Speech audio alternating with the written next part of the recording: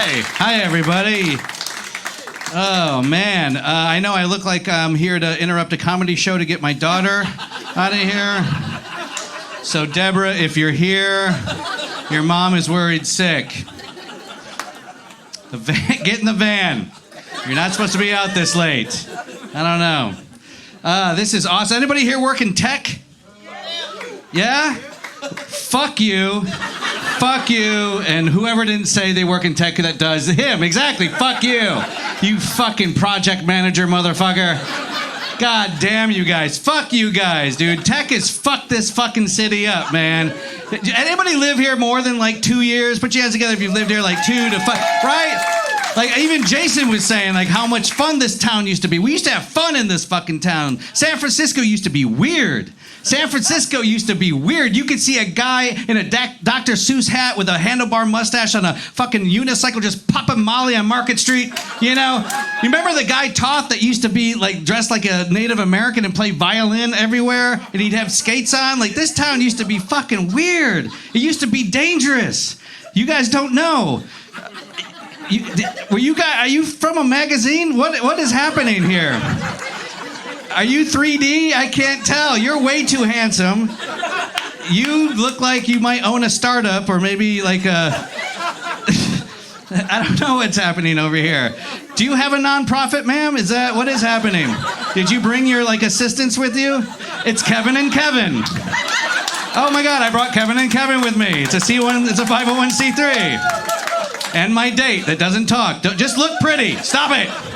Whatever you're doing. This town used to be dangerous. You don't remember? You guys remember? Yeah, you're wearing masks. This town used to be dangerous. This is not about COVID. This is about they're gonna rob this place later tonight. They're like, hell yeah, it's dangerous. It's us.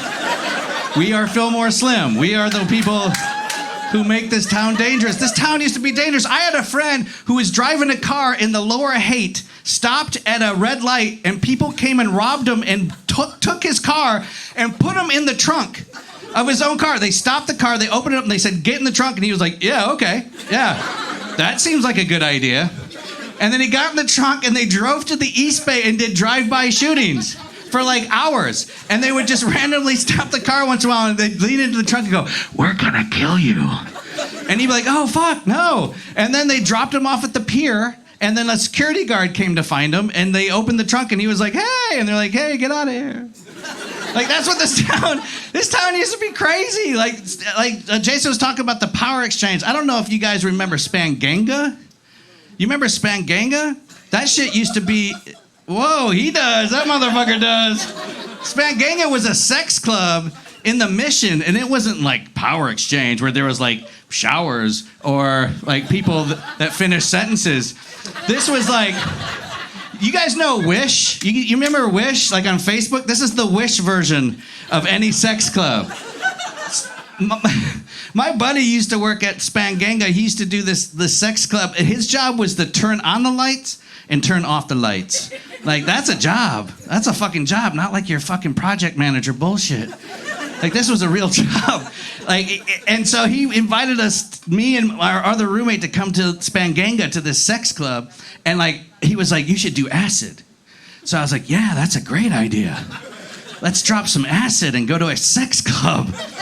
And so we did. And we got there, and all the people that walked in, first of all, nobody that goes to a sex club is sexy, okay? They kind of just look like me, like the male and female version of myself.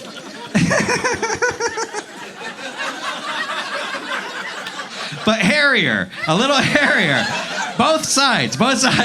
And so the lights are on and we're tripping and we're like, oh, they're gonna fuck, you know? Oh, they're gonna fuck, you know?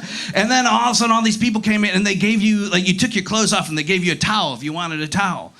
So yeah, hey, cool. And so like all of a sudden then he was like, he turned the lights off and all the lights went off. And this is a small, it's where Bizzle Bab, I don't know, it's an Ethiopian restaurant. You know, Bizzle Bab, yeah, that place. That used to be a sex club. Don't eat there.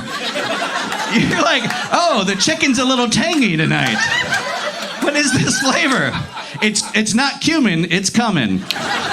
So Oh, that's horrible. This is the award-winning comedy you've paid for tonight. Thank you so much. I got a 2-hour set. Relax, you bastards. So handsome.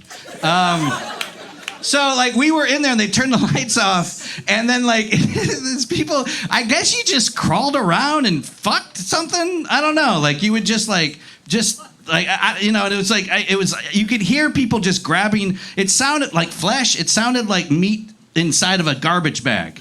It was just like, you would just hear, like just, and then people like, and then like, and then all of a sudden, like, I would get touched, and me and my buddy are in the corner of this place, like, stop it, don't touch me, here they come. Like, you can't see anything, it's pitch black, and we're tripping, so it's like the worst Pink Floyd album ever.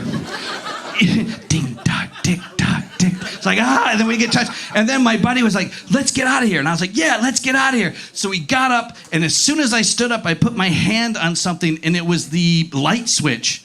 And I put my hand on the light switch, and all the lights came on. And I was like, oh my God, this is horrible. This is the most disgusting thing I've ever seen.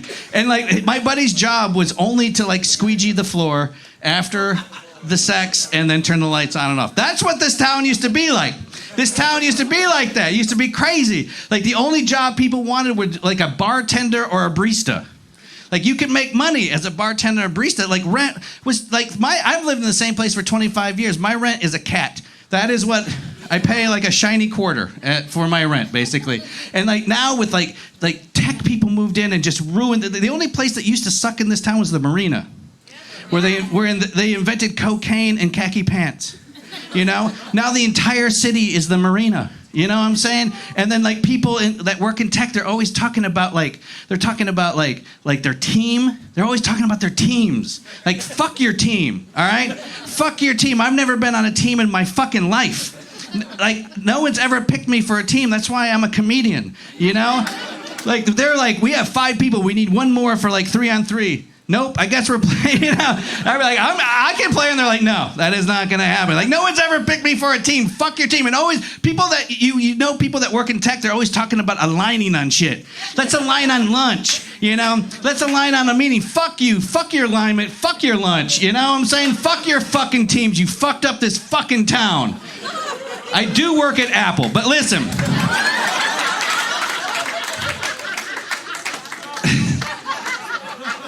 Don't hate the playa. Damn. Gotta pay my rent somehow. I don't even know what I do there. I got hired, I don't even know what I fucking do. I just get on Slack and I'm like, happy birthday, Jenny. And then I dip. For like a week. And my boss is like, he doesn't do anything. He's busy. Tech is weird. They're like, $500,000. I was like, thank you. I don't work. And they're like, cool. You're cool. Anyways, fuck you, dude. Anyways, no, I'm joking. Man, you know what I hate? I hate people who call themselves empaths. You know those people? You know Jenny from accounting? Or some shit? Like, I'm an empath. It's like, no, you're not. You're an asshole. That's what an empath is. You know those people? Yeah, you know those people.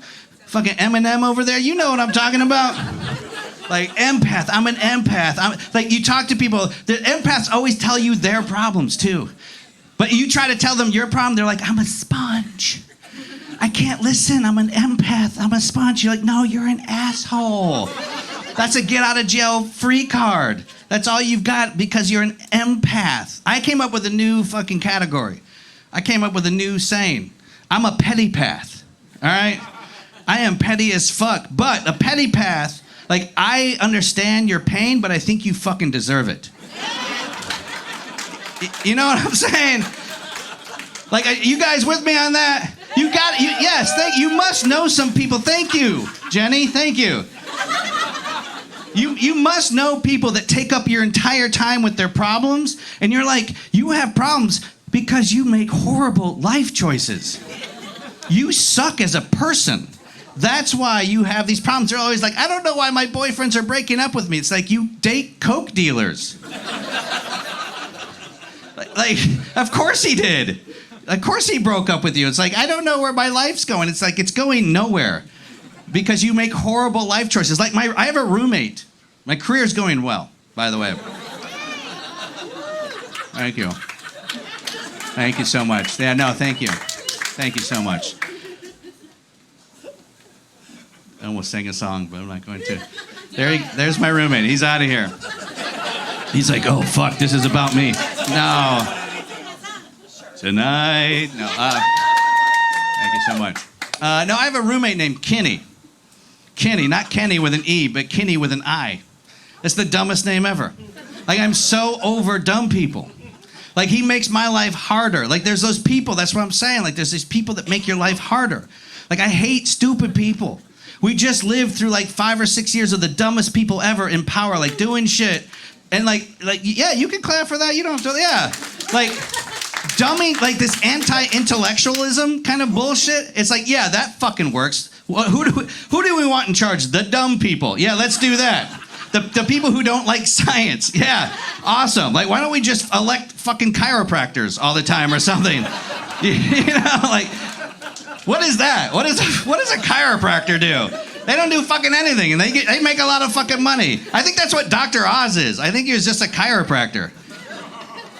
It's a pseudoscience, man. And then, like, the dumbing down of intellect. I read Gödel Eschenbach. Okay, fuck you guys. All right. But there's these like this. Like, and Kenny is so fucking dumb. And like I said, his name is Kenny with an I, not with an E. It's like skinny without the S. It's dumb. It's the dumbest name you can have. But he's nice because dumb people are nice, you know, because they don't know they're dumb.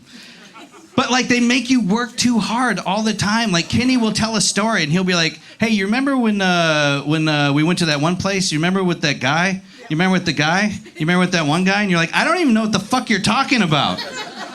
Like, you just started your story. What is this, a Mad Lib? Like, why am I filling in all the fucking details? I don't even know what the fuck you're talking about. He's like, the guy with the thing, with that place, with that thing, with the guy. And you're like, what the fuck is that? Those people should never be allowed to tell a story ever. You should never, and whenever they go like, you're like, fucking shut the fuck up.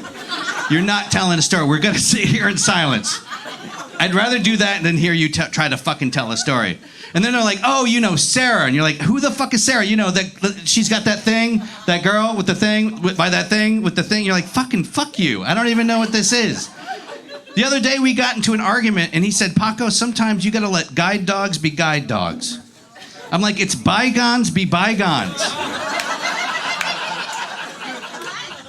How are you that fucking dumb?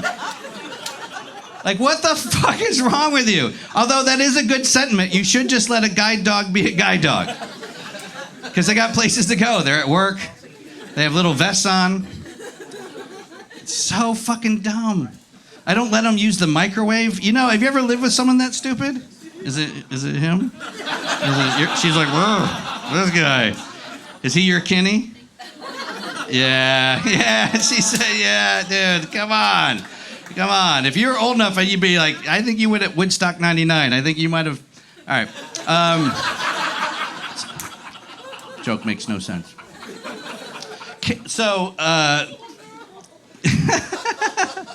holy shit, that's awesome. Did you guys watch that documentary? Was anybody there at Woodstock 99? You were? Holy shit. And you lived to tell about it. Wow, that documentary's crazy. It's on Netflix. Shit gets real at Woodstock 99. There's like all kinds of, just talk to him afterwards. So for my birthday, Kenny bought me a reggae album. Because I love reggae. I know, doesn't make sense. I look like an unemployed softball coach. I get it. But I love reggae. I like to smoke weed. Yes. Yeah, hell yeah. Fuck yeah. So I put on this album. He bought me an album. I put it on, and the first song went like this: ba-da-da-dum, ba-ba-da-bum, ba-da-da-da, ba-ba-da-bum, ba-da-da-da-da-da. Yeah, I was like, Kenny, what the fuck is this? And he held up the album and he said, it's Herb Alert. And I was like, motherfucker, that's Herb Alpert. Like, how fucking dumb are you? Like, that is ridiculously dumb. Man, that's dumb. So I feel like you guys are like my age, most of you. Any Gen Xers here? Hell yeah. Yeah, it's my people. The other day I asked that question, these women were like, I think we are. And I was like, that is the most Gen X answer to that question ever. I'm like, did you have a chance to see Nirvana? I think is the cutoff. You know, like, were you old enough to see Nirvana? You're Gen X then. Like, Gen X, man, I think we grew up during fuck around, and we became adults during find out. You know what I'm saying? Like if you were born after us, you basically became a teenager and a kid with the internet. So you could just go on the internet, and they'd be like, don't do that. But when we were growing up, my parents were just like, it's the first day of summer. Why are you in the fucking house? You know what I'm saying? They would just kick my ass out of the house, and all I'd hear was the lock on the door. And they'd be like, get the fuck out of the house. You know what I'm saying? I don't think parents do that anymore. There's no way parents are just kicking people out of the fucking house anymore. You know, I would like emerge from a locked door as an 8-year-old just being like, I don't have a credit card or a cell phone or any way to get a hold of my parents at all. Just out in the wilderness with my best friend who's like, you want to go poke a dead body? And like, sure. Like, well, it's up Scary Mountain next to the Haunted Mansion. You're like, okay. My seats, I got a banana seat on my bike. I'm ready to roll. Let's do this fucking thing. Like, you thirsty? There's a hose next door before we go on our adventure. Like, yeah, let's drink out of that. What could go wrong? My dad would be like, get the fuck out of here. I don't want to see, you see the sun's here? I want to see you when the sun is around here on the horizon. And I might not even let you in then. You know what I'm saying? And like, parents today, though, they're just like, kids are like, can I ride a bike? They're like, do you have your helmet? Are you wrapped in like bubble wrap? Do you have like all the fucking accessories? Do you have 2 trained German shepherds to go with you? You know? And then they're like, no, let's not do that, actually. There's a picture of me when I was like, I don't know, like 3 or 4 years old, like in the 70s. I'm in the bathtub naked, because that's what parents did in the 70s, just took naked pictures, and I'm holding a bottle of Ajax. Like, you can't get more 70s than a little naked kid in a bathtub holding, like, proudly some Ajax. Where I'm like, yes! The most fucking poisonous powder known to man. My parents like, this is a great photo. You know, parents back then took a photo a year, you know? Like let's put this one in a frame and send it to Grandma and Grandpa. You know what I'm saying? And fucking Ajax, like, whose idea was it? They're like, this is really dangerous shit. And they're like, what should we put on the top of it to make sure it doesn't leak all over the place? A little thin piece of paper, of course. Let's do that. Like, it's a piece of paper that you can't even put back. Like, even Pringles has a top. You know, like, they couldn't do that for Ajax. It's all fucked up. Ugh, it's all fucked up, man. Yeah, thank you. Oh, hey. Sure. Man, I've been trying to date. It's been bad. I know, thank you. Been trying to date, and I went on a date, and this woman was like, what's your sign? What's your sign? What's your sign? You're a Cancer? Oh, my God. That's awesome. What's your sign? What is it? You're lane merging? Is this a driver's test? Is that what you said? Yeah, lane merging, sure. Put on your directional. We're merging lanes now.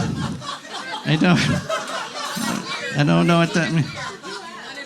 I did, yeah, no, I asked. He's merging lanes. It's with a safety cone rising. Yes. I don't know. I'm gonna go back over here. Is he still looking at me? I don't know.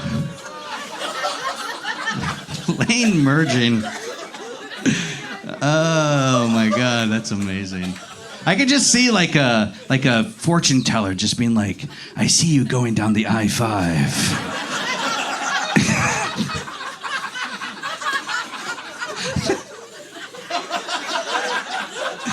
Oh my God. Don't take, like, exits are death. Like, don't take that exit. You've got more highway to go in your life. Oh, does anybody else here have an astrological sign that has to do with the car? I was born under the sign of Mazda. Yeah. Oh, you guys are, that's awesome. What's your sign? Leo? All right, yeah, fuck yeah. Oh, yeah. Well, here's the thing. It's all fucking bullshit, right? Like, astrological signs, it's all fucking bullshit. It doesn't matter, like, what sign you're... It's not like, you know, like the Greeks were like 4,000 years ago. They're like, ugh, what the fuck does that look like to you? It's like, that looks like a fucking bull. You know, like, yeah. You know, that's a bull. Let's call it Taurus. Fuck yeah. Which is also a car, so it all works out. You know, it's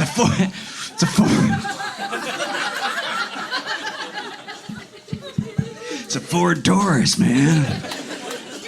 It doesn't make sense. It doesn't matter what day, what month you were born in. People put too much. And so I go on dates and they're like, what's your sign? What's your sign? And I like to confuse them. I'm like, my sign, I was born in a month that doesn't have one. They're like, oh my God.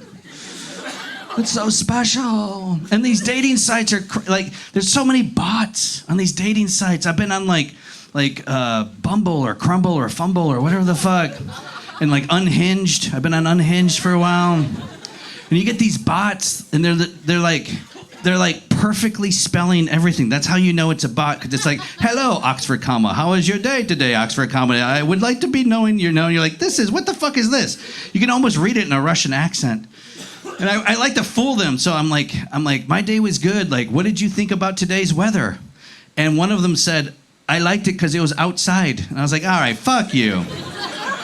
You know, like, of course. But back to astrology. So I go on these dates and like, what's your sign? What's your sign? And it doesn't matter. What's more important when you go on a date, Cancer, Leo, changing lanes? I still feel like I heard that wrong. Is that what you said?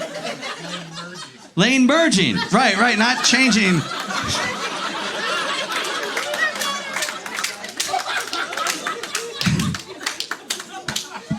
Oh my God, that's amazing.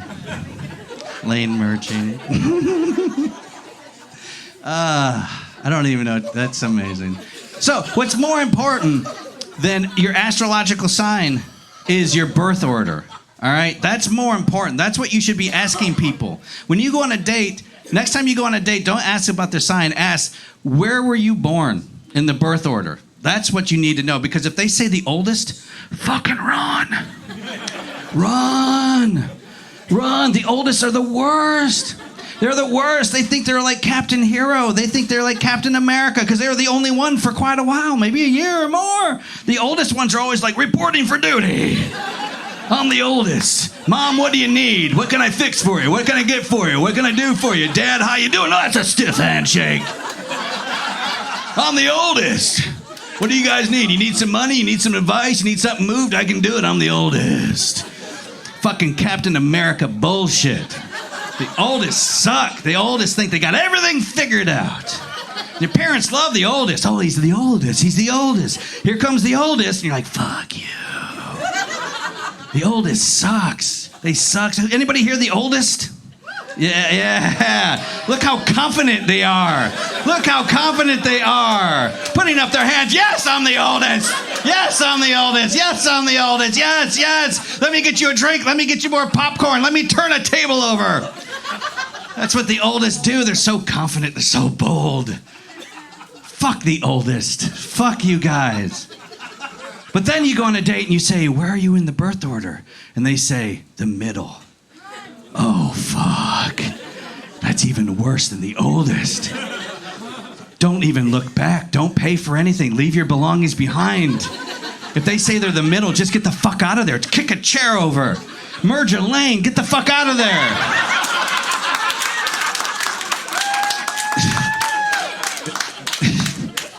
Don't look back, because the fucking middle kids, they're so full of, like, angst. They're so full of sicknesses. They don't think anyone ever sees them. You can sit down and be like, oh, what is that? And they're like, I'm the middle. I guess you didn't see me here. I was just sitting here for hours wondering if someone would talk to me. They're always like out of a Victorian novel, like, I'm the middle.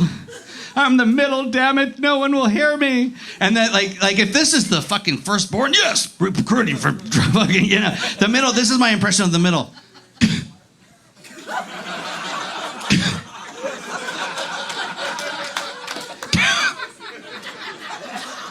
So cold. So very cold. Does anybody hear the middle? Yeah, fuck you! Fuck you!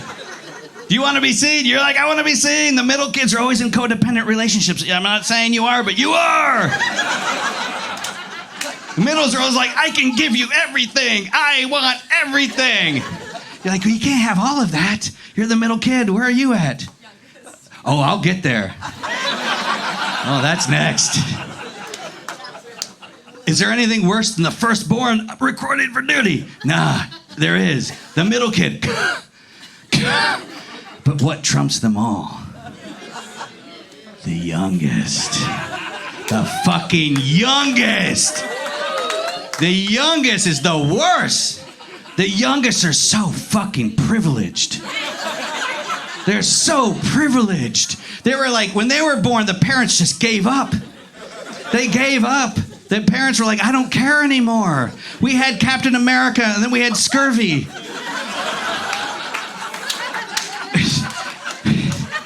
We had hard rock, and then we have emo. We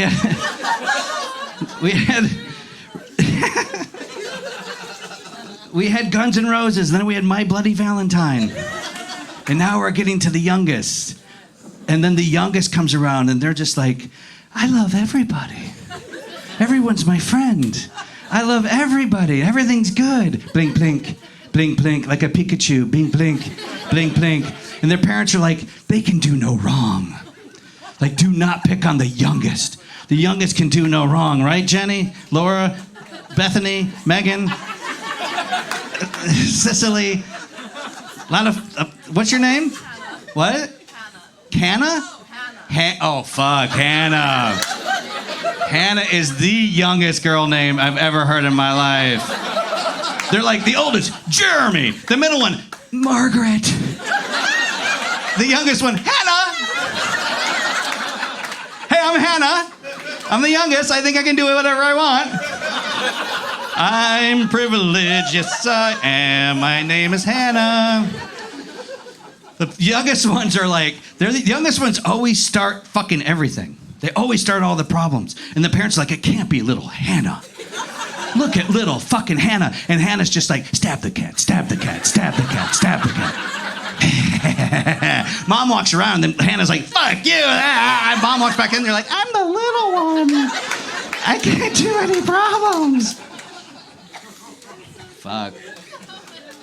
And so that's why I say, punchline, fuck astrology. Lane merging's fine. Because you really should. It's very safe. Turn on your turn signal. Make sure you're 2 lengths of cars away. Rear view mirror. Look over the shoulder. Merge. Merge. Merge. And continue on. But not with astrology. You don't merge lanes with astrology. Everyone with me. You don't merge lanes with astrology. Thank you so much.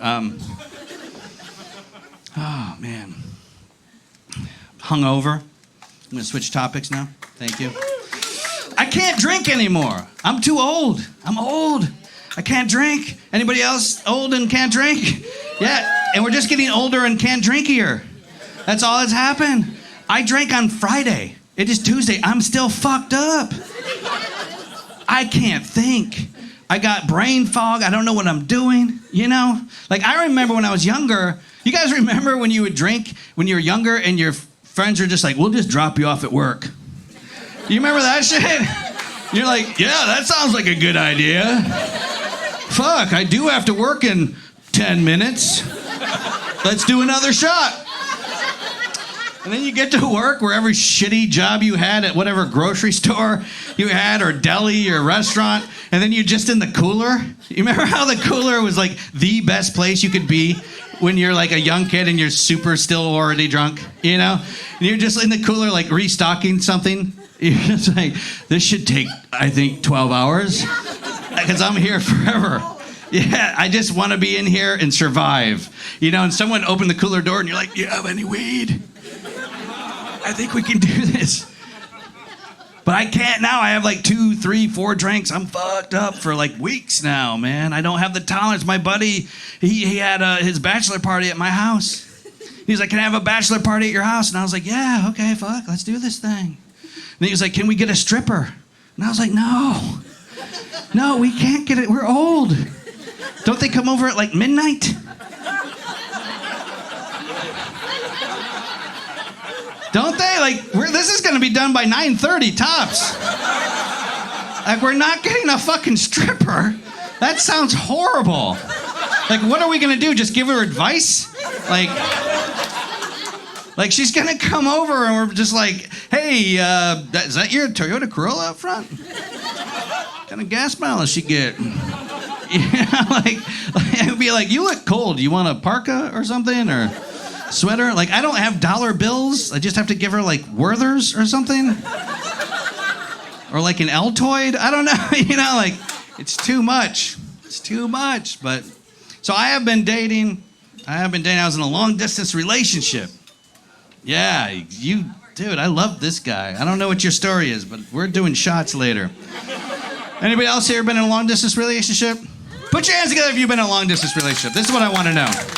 All right. This is what I also want to know. Now put your hands together if it fucking worked out. No. See? No. It was like 70% of the audience went down to like 2 people. Because that shit does not fucking work. Long distance relationships don't work. They don't work because the entire time you're just like exchanging user guides to each other. You know, like you're not getting to know each other. And then if you have arguments, it just doesn't end in makeup sex. It ends with you just putting the phone down, you know? And then it doesn't work. It doesn't work. I was in a long distance relationship and all we did was sext. Thank you. Thank you. I'm glad you thought that was funny. All we did was sex. I don't know. I mean, but I'm not a good sexter. All right. I know it's hard to believe. I am not a good sexter. Leo? I thought Leo's got down. This relationship needs a cuck. I think that, no, okay. Sorry. I don't do sexting very well, and she did. My girl had like a master's degree in sexting, which I don't even know where you would get a master's degree. Maybe Berkeley. Maybe Berkeley. Probably Berkeley has a master's degree in sexting. Hey, did you take sexting 101? Yeah, man, it's fucking hot, yeah. How was your prof? Fucking hot. She was so good at it, and I'm so bad at it. Like, I don't know about sexting. And like, we would sext, and it would last, like, 4 hours. Exactly. Whoa, 4 fucking hours. Like, no, man. Like, that's, like, I came, like, 3 hours ago. You know, like, now I have to pretend I'm horny still. You know, like I'm watching ESPN, I'm like, yeah. Shave. You know, I don't know, and like, there's like costume changes in all those times. Like she's like taking pictures like, psh, look at my socks. You're like, yeah, socks. Those are hot. And she's like, my butt, yeah. I'm like, that's hot. Yeah, your butt. You know? And like, I never knew what to say. Like she would write so much and I'd have like 1-word answers. And I'd be like, she'd be like, is that sexy? And I'm like, yeah, like clap your feet together. I never knew what to say. I'm like, put some lotion on your legs. You know, I never... And I always fucked up my, like, I don't know emojis very well. You are merging your lane right now. She is merging her lane. I don't know my emojis. This is so dumb, but this is so true. I got my emojis fucked up. So I thought this guy was this guy? And I don't know if you guys know, but this guy is, I don't know. And this guy is like, fuck yeah. So she'd be like, is that hot? And I'd be like, yeah. And she's like, oh, you don't like it? I'm like, yeah, fuck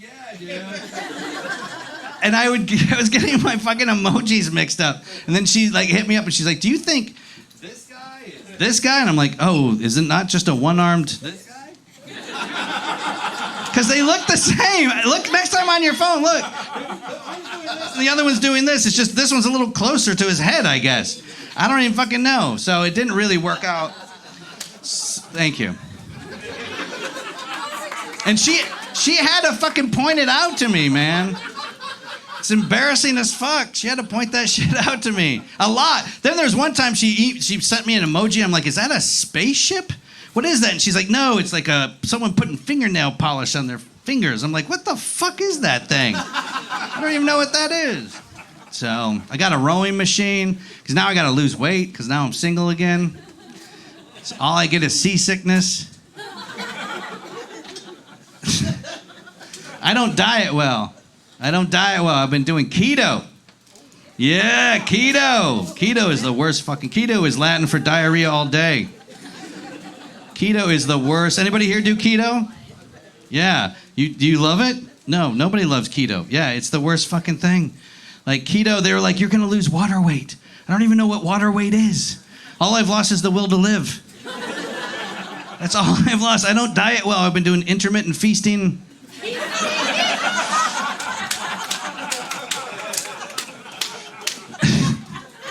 That's where you can eat whatever you want, whenever you want. It's the best diet I've ever had.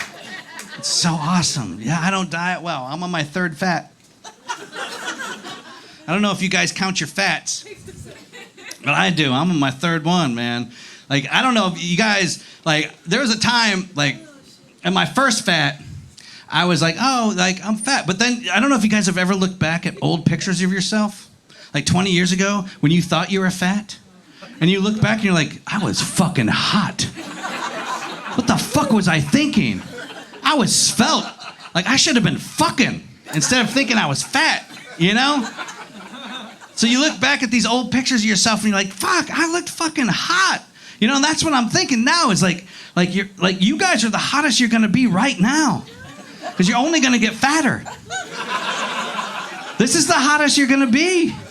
Because you're just gonna get fucking fatter. Like, start counting your fats. It's gonna happen. You should be fucking right now. Like, don't think you're not hot, because you're fucking hot right fucking now, okay? Like, stop with that bullshit. You are hot right now, so get the fucking. And if you think you're not fucking hot, I'll fuck you.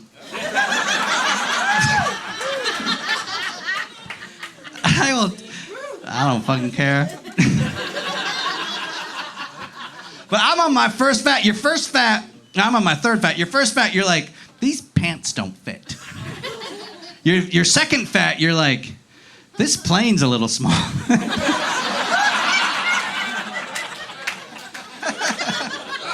You guys ever caught a connecting flight on a smaller plane and all of a sudden everything you have on your body is touching everything on the plane? Like, I know I do. I'm just like, oh, everything, I'm touching everything now. And then, like, I never sit next to, like, some skinny yoga chick that's basically, like, cross-legged in one seat. I end up sitting next to someone who looks just like me, but a little bigger. I'm like, there's gonna be so much fucking shoulder fat that's gonna be touching. Like, I didn't know this person 5 minutes ago. Now we're just touching. Now I'm just rubbing up against this person. And I don't like it. I'm not a big fan of being touched, so this is awesome. And then your third fat, you're just like, no, I'm just sassy. You know, like, now I'm just a sassy little teapot. I don't know.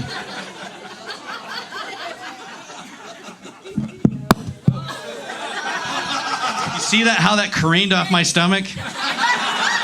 It's like, baboosh. That's awesome. Fuck, man. So I ended up dating this girl named Greta. Yeah, exactly. Greta, she's German. Exactly, again, yeah. So our safe word was Volkswagen. She was like, talk dirty to me. So I said, I want to see your papers. She's like, I don't talk like that. I'm like, yes, you do. You little bonbon. She's big. I like big girls. I've I've fucked smaller women, and they tap out during sex. There's a ref involved for some reason. You know, she's a big girl. She's 6 foot, 200 pounds. She's sturdy. I don't know if they like the word sturdy. She's thick. She's 6 foot, 200 pounds. The Niners are taking a look at her. She's awesome. But she's hard, though. I feel like there's been a gender switch in this country for a while, and it's good. It's good because guys have gotten softer, you know.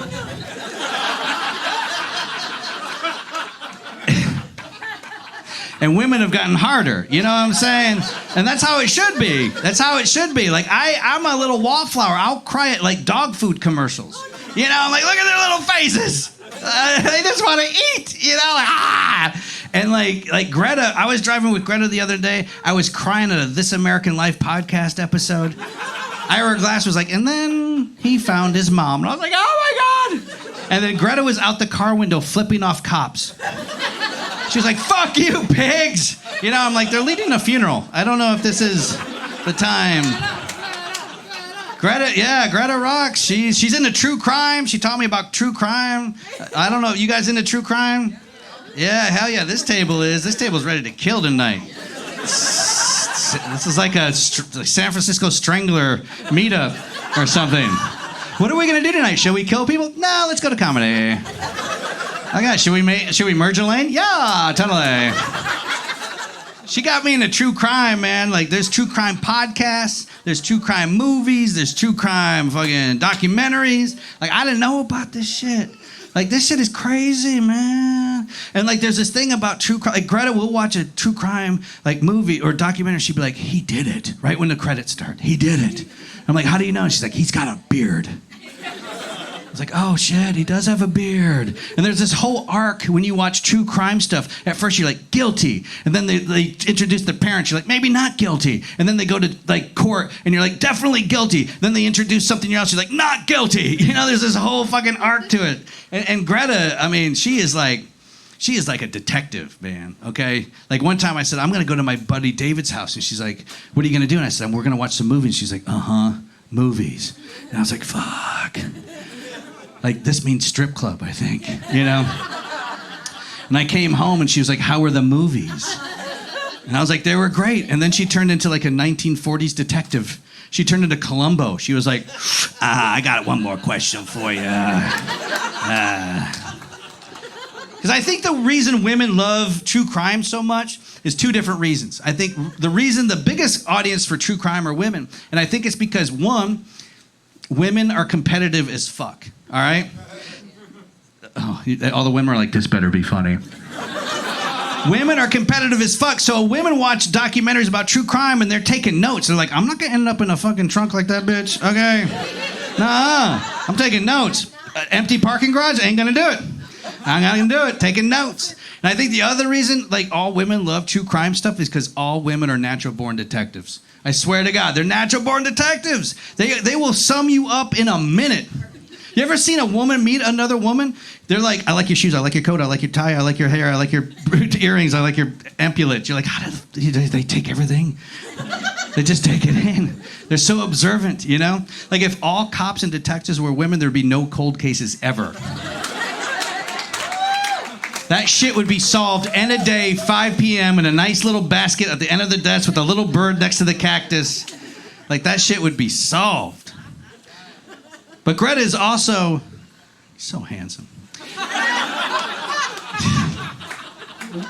Greta's also, though, very girly. Like, I grew up in Michigan, in a small fucking town in Michigan. I grew up in the redneck racist area of Michigan called Michigan.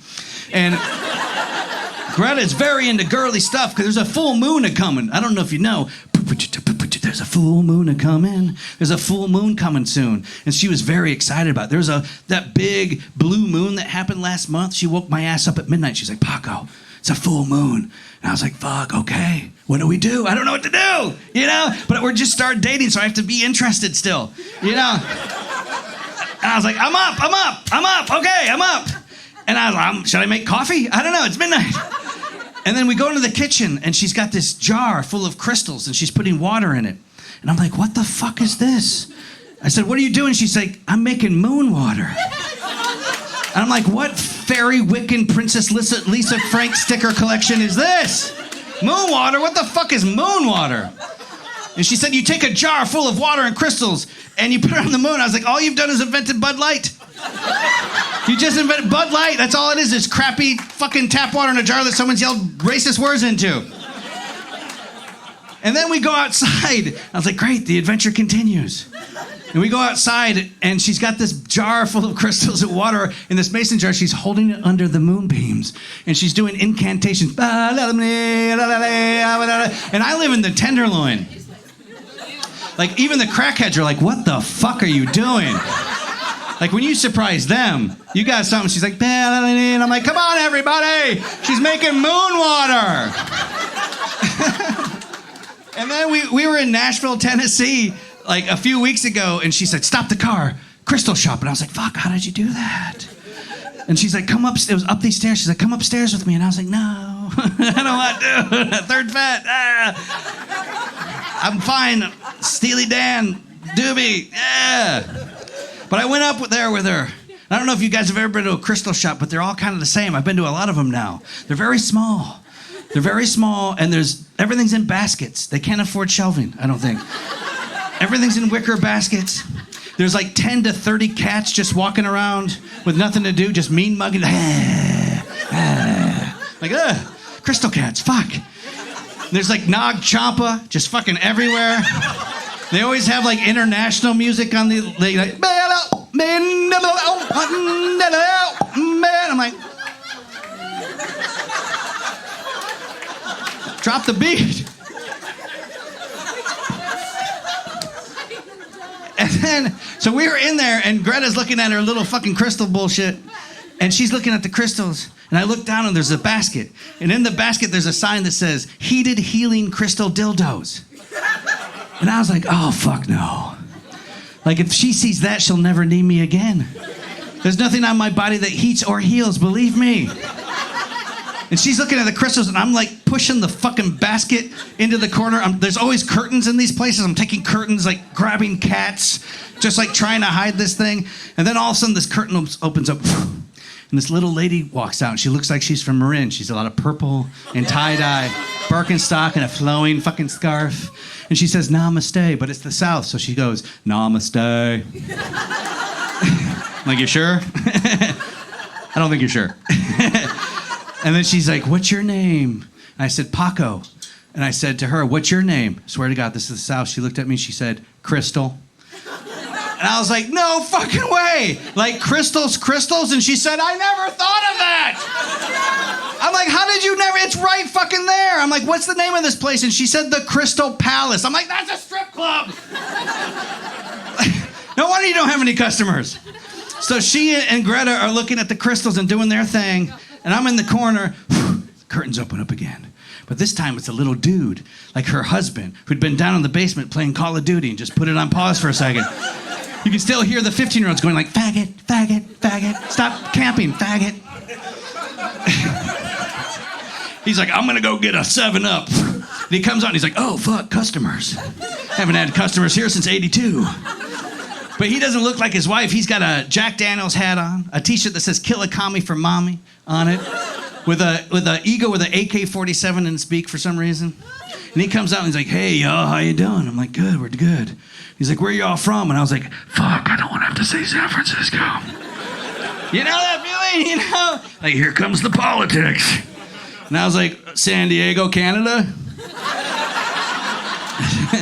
And he's like, "Where are you from?" I'm like, "San Francisco." And he's like, "You suck dick." And I was like, no, this is my girlfriend. I look over and Greta's got one of those heated healing dildos. Later? And I was like, yeah, and he's like, you suck dick? I'm like, no, it's my girlfriend. He's like, you're not gay? And I was like, it doesn't work like that. It's not like you move to San Francisco and all of a sudden you're on the airplane flying to SFO and the pilot's like, ladies and gentlemen, we'll be landing in San Francisco in 20 minutes. If you could please pull out your glitter and rainbows and set your dicks to an upright and locked position. Doesn't work like that. So he was like, you're from San Francisco? And I was like, yeah. And I looked at him, and he had like an eye patch on. He looked like he'd been in a bunch of fights. He had looked like one of those guys that does the knife hand thing on bars. He had one good leg, one wooden leg, you know, and he was all like this. And he's like, you're from San Francisco, you're not gay. And I'm like, you have a wooden leg, that doesn't make you a table. You know, like...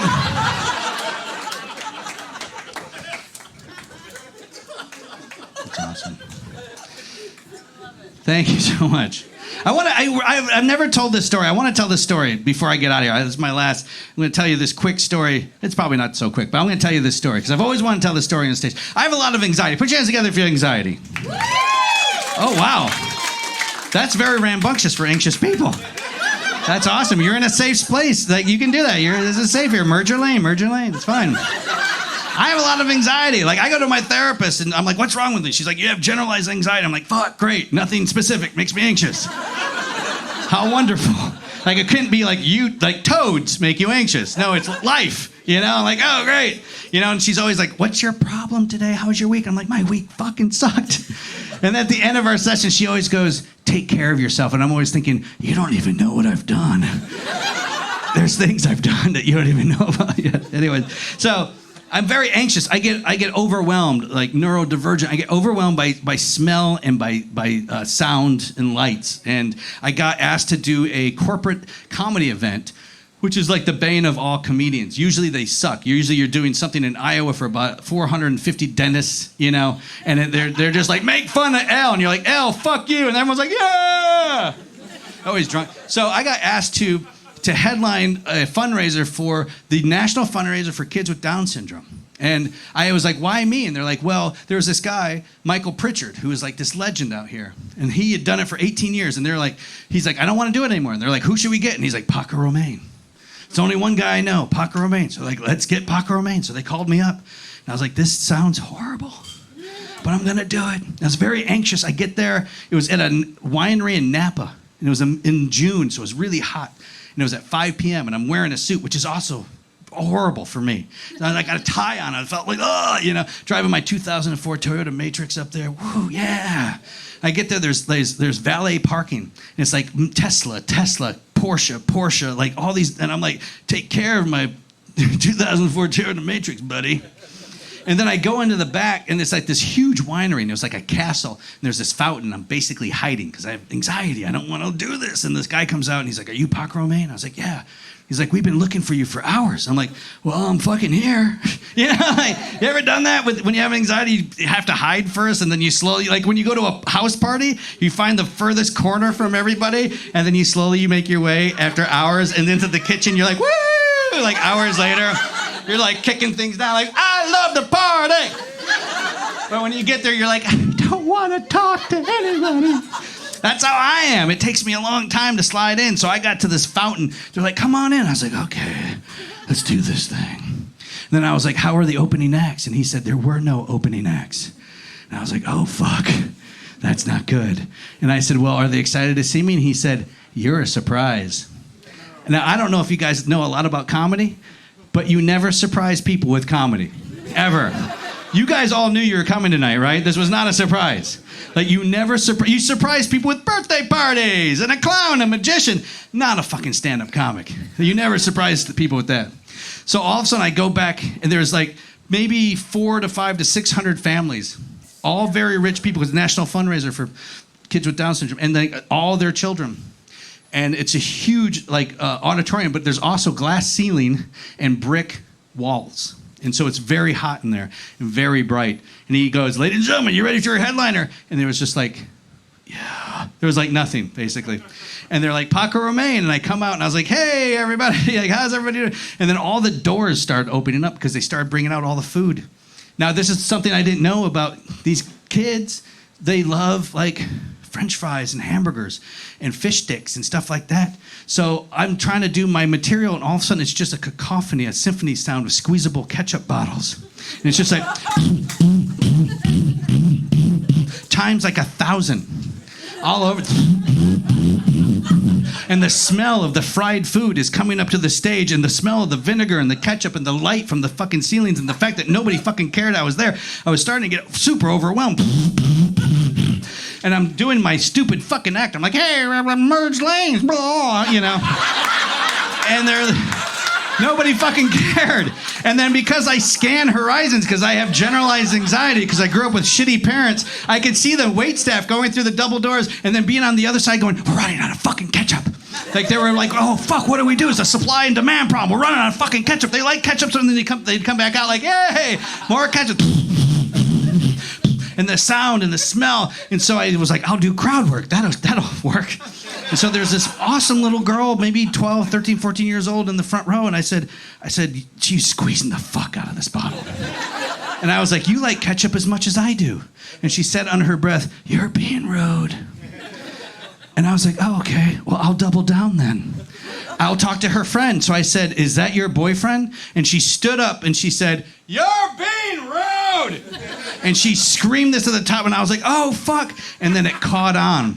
And it went from table to table to table to table to table to table to table. You're being rude. You're being rude.